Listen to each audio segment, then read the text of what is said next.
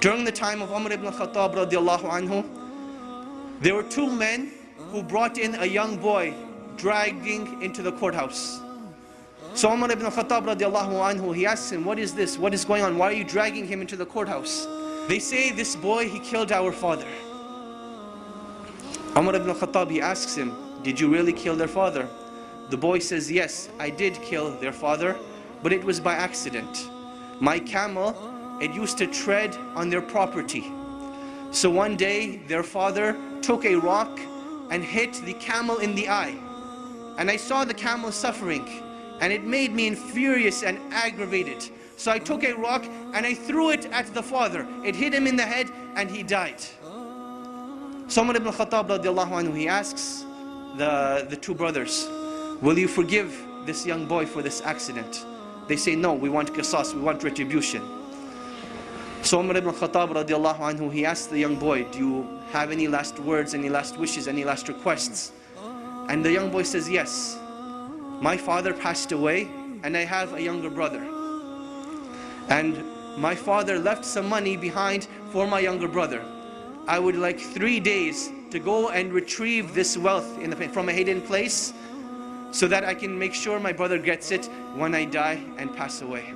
So Umar ibn Khattab, he thinks this boy is making up the story. He's like, boy, what are you talking about? What wealth, what father, what young brother? The young boy, he says, trust me. Umar ibn Khattab, he says, okay, I will trust you, but find a guarantor for you. Someone who will guarantee that you will come back. The young boy, he looks around, there's a packed courthouse. Will someone not help me today? And everyone, as the boy's looking around, they turn their face away, they turn their faces down. No one wants to help this boy. Then from the back of the courthouse, a hand races up. Whose hand is it? Abu Dhar al-Ghifari radiallahu anhu, the noble and illustrious companion who gave da'wah to so many of the tribes. He says, I will be the guarantor of this boy. Now understand what it means to be the guarantor. Meaning that if this boy does not come back, it is the head of Abu Dhar al-Ghifari radiallahu anhu that will be chopped off, that he will be killed. Abu Dhar al-Ghifari, he says, I will be the guarantor. So the boy goes away. The first day goes by, the boy is nowhere to be seen. The second day goes by, the boy is still nowhere to be seen. Asr time comes on the third day. The two brothers go to Abu Dhar al-Ghifari radiallahu anhu, and they say, come with us to the courthouse. It is time. Abu Dhar al-Ghifari radiallahu anhu says, I will come to the courthouse, but the day does not end until Maghrib. So now Abu Dhar al-Ghifari is walking through Medina with these two brothers. They're going to the courthouse, and the people of Medina are following behind them, all getting to the courthouse to see what is going to happen. It is now the talk of the town. You can imagine, minutes are going by, the courthouse is filling up, the anxiety is building up. Will Abu Dhar al-Ghifari have his life sacrificed for the mistake of a boy?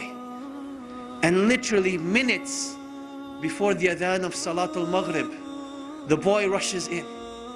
People are now shouting, they're happy, they're wondering what's going to happen, will everyone be forgiven, will everyone be happy, what's going to happen? So the boy comes in, the adhan for Maghrib hasn't gone. Umar ibn Khattab radiallahu anhu, he asks the boy, oh boy, why did you come back? I did not send a spy behind you, I did not send anyone to follow you. What made you come back? He said that I did not want anyone to say that a Muslim gave his word and did not fulfill it. So I came back.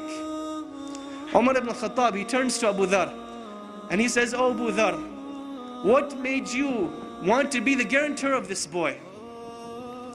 He says, I saw a Muslim in need, and I did not want anyone to ever say that a Muslim was in need and no one was there to help him. So I raised my hand to be his guarantor. The two brothers, they say, when we have people like this, how can a Muslim ask for forgiveness and no one be there to forgive him?